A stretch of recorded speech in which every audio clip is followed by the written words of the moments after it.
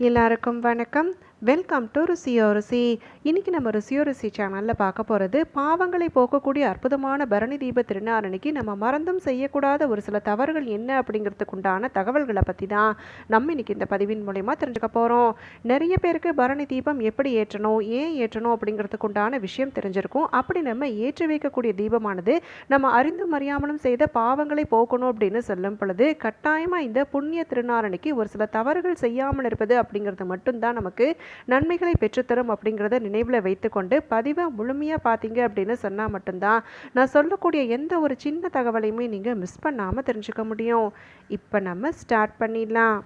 நம்ம சேனலில் இதுக்கு முன்னாடி பரணி தீபத்தினுடைய சிறப்புகளை பற்றியும் இந்த பரணி தீபம் உருவானதற்கு பின்னாடி இருக்கக்கூடிய வரலாற்று கதை என்ன அப்படிங்கிறதுக்கு உண்டான விஷயத்தையும், இந்த பரணி தீபத்தினுடைய முக்கியத்துவம் என்ன, எந்த நேரத்தில் ஏற்றணும் அப்படிங்கிறதுக்கு உண்டான எல்லா விவரங்களுமே கொண்டிருக்கக்கூடிய முழு விளக்கப்பதிவு கொடுத்துருக்குறேன். இந்த பதிவை இது வரைக்கும் பார்க்காதவங்க அதனுடைய லிங்கை நான் வீடியோவோட டிஸ்கிரிப்ஷனில் அட்டாச் பண்ணுறேன். தவறாமல் பார்த்து பயன்பெறுங்க.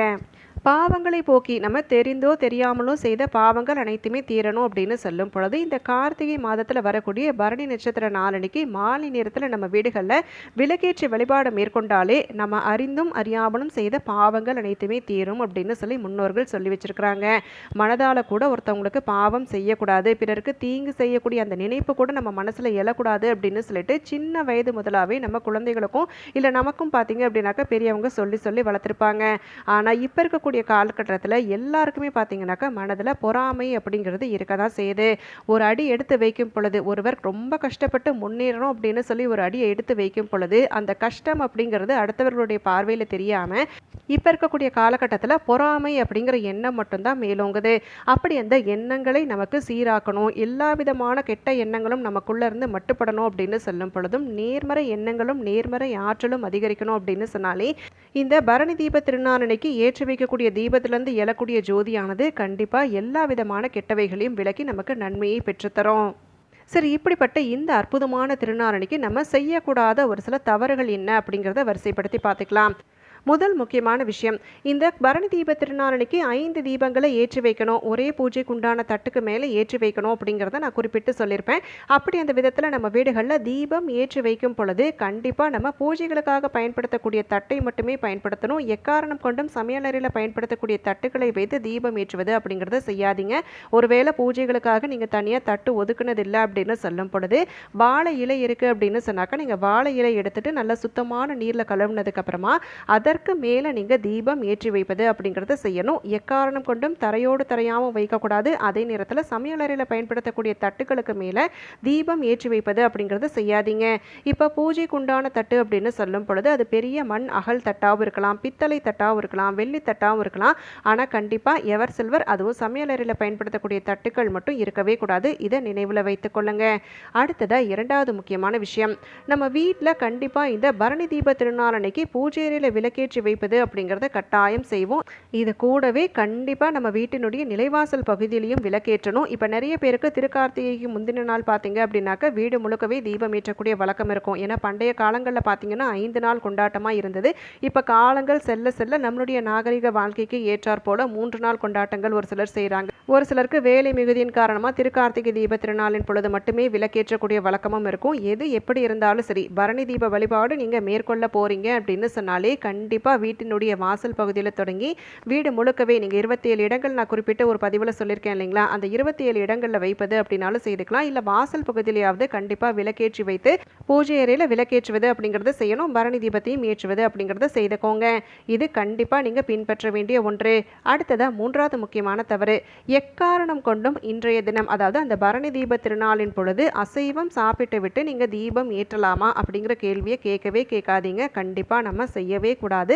அசைவம் சாப்பிட்டு இருந்தாலும் சரி, இல்லை நீங்கள் வீட்டில் சாப்பிடலைங்க நான் சமைச்சு தான் கொடுத்தேன் அப்படின்னு சொன்னாலும் சரி, கண்டிப்பாக தீபம் ஏற்றுவது அப்படிங்கிற செயலில் ஈடுபடவே வேண்டாம். இப்போ வெளியிடங்களில் சாப்பிட்டு வந்து நம்ம வீட்டில் ஏற்றலாமா அப்படின்னாலும் அதுவும் கிடையாது. அசைவத்தை நீங்கள் தொடவும் வேண்டாம், நீங்கள் சமைத்து தரவும் வேண்டாம், சாப்பிடவும் வேண்டாம். இதில் எது செய்திருந்தாலும் பரணி தீபம் ஏற்றுவது அப்படிங்கிறத செய்யவே செய்யாதீங்க. பல ஜென்ம பாவங்களை போக்கக்கூடிய ஒரு அற்புதமான தீப வழிபாடு தான் இந்த பரணி தீப வழிபாடு இல்லைங்களா?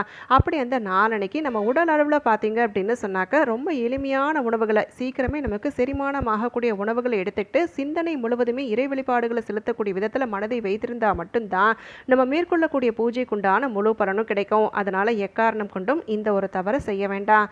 அடுத்ததா 4வது முக்கியமான விஷயம், நிறைய பேருக்கு இந்த பரணி தீபத்தை எங்கே வைக்கணும் அப்படிங்கிற சந்தேகம் இருக்குது. ஏன்னா இது யமதர்மன் சொல்லி கொடுத்த தீபம் இல்லைங்களா? பரணி தீபம் அப்படின்னு சொன்னாலே அது யமதர்மன் சொல்லி கொடுத்த தீபம். ஏன்னா நிறைய பேருக்கு யம தீபத்திற்கும் இந்த பரணி தீபத்திற்கும் இருக்கக்கூடிய வேறுபாடு தெரியறது கிடையாது. யம தீபம் அப்படின்னு சொல்லி எடுத்துக்கிட்டாலே அது நம்ம முன்னோர்களுக்காக ஏற்றக்கூடிய தீபம். வீட்டு வாசலுக்கு வெளிப்பக்கத்தில் நல்ல உயர்வான இடத்துல வைத்து ஏற்றக்கூடிய தீபம் தான் யம தீபம். இந்த பரணி தீபத்தை பொறுத்த வரைக்கும் நம்ம வீட்டுக்குள்ள பூஜை அறையில் 5 அகல் விளக்குகளை வைத்து ஏற்றக்கூடியது தான் பரணி தீபம். இது நம்மளுடைய பாவங்களை போக்கக்கூடிய தீபம். இரண்டுக்கும் இருக்கக்கூடிய வேறுபாடு என்ன அப்படிங்கிறத தெரிஞ்சுக்கோங்க. பரணி தீபத்தை பொறுத்த வரைக்கும் நம்ம வீட்டுக்குள்ள பூஜை அறையில் வைத்து ஏற்ற வேண்டிய ஒரு முக்கியமான தீபம் தான். அதனால இந்த ஒரு குழப்பம் இருக்கு அப்படின்னு சொல்றவங்க கண்டிப்பா தெளிவுபடுத்திக்கோங்க. ஏன்னா ஒரு சிலர் கமெண்ட்ஸ்ல வந்து கேட்டிருந்தீங்க. அதனால தான் இப்போ இந்த பதிவில் நான் உங்களுக்கு அதற்குண்டான விளக்கத்தையும் கொடுத்துருக்கிறேன். அடுத்ததான் 5வது முக்கியமான விஷயம், இந்த தீப வழிபாடு செய்யும் பொழுது 5 அகல் தீபங்களை வைத்து ஏற்றி வழிபாடு மேற்கொள்ளும் பொழுது கண்டிப்பாக நல்லெண்ணெய் இல்லைனா பசுனை விட்டு தீபம் ஏற்றுவது அப்படிங்கிறத செய்துக்கோங்க. வேறு எந்த விதமான கலவை எண்ணெய்களையும் சேர்ப்பது அப்படிங்கிறத செய்ய வேண்டாம். இப்போ நிறைய பேர் பார்த்தீங்க அப்படின்னு சொன்னாக்க ஒவ்வொரு எண்ணெய்க்கும் ஒவ்வொரு விதமான சிறப்பு இருக்குது அப்படிங்கிற காரணத்தால் இந்த பரணி தீப திருநாள் அன்னைக்கு ஏதாவது ஒரு விதமான எண்ணெயை விட்டு தீபம் ஏற்றலாம் அப்படின்னு சொல்லி யோசித்து வைத்திருந்தா அந்த மாதிரியான தவறு செய்யவே வேண்டாம். நல்லெண்ணெய் இல்லைனா பசுனை மட்டுமே விட்டு தீபம் ஏற்றுவது அப்படிங்கிறத செய்துக்கோங்க.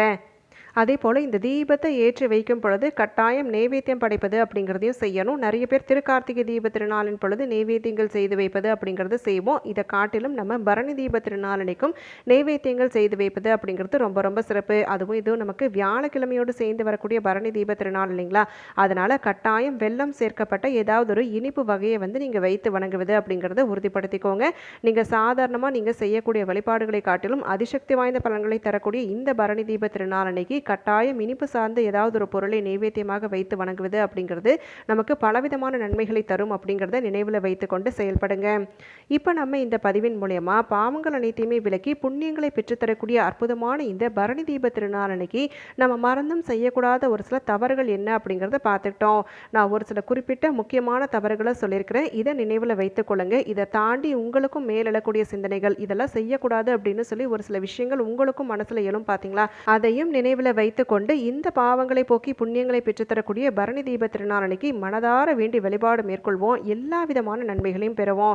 இப்போ இந்த பதிவின் மூலிமா நீங்கள் தெரிஞ்சுக்கிட்ட விஷயங்கள் கட்டாயம் உங்களுக்கு பயனுள்ளதாக அமைந்திருக்கக்கூடிய பட்சத்தில் உங்களுடைய ஃப்ரெண்ட்ஸ் அண்ட் ஃபேமிலிக்கும் தவறாமல் ஷேர் பண்ணுங்கள். அவங்களும் இந்த தகவல்கள் அனைத்தையுமே பார்த்து பயன்பெறட்டும். இதே மாதிரி நம்ம சேனலை இதுதான் நீங்கள் முதல் முறை பார்க்குறீங்க, இந்த பதிவையே இதுதான் நீங்கள் முதல் முறையாக நம்ம சேனலில் பார்க்குறீங்க அப்படின்னு சொல்லக்கூடியவங்க கண்டிப்பாக சப்ஸ்கிரைப் பண்ணிக்கோங்க. நிறைய ஆன்மீகம் சார்ந்த தகவல்கள் உங்களுக்காக காத்துட்ருக்கு. நாளைக்கு மறுபடியும் ஒரு அட்டகாசமான பதிவோடு உங்களை நான் சந்திக்கிறேன். நன்றி.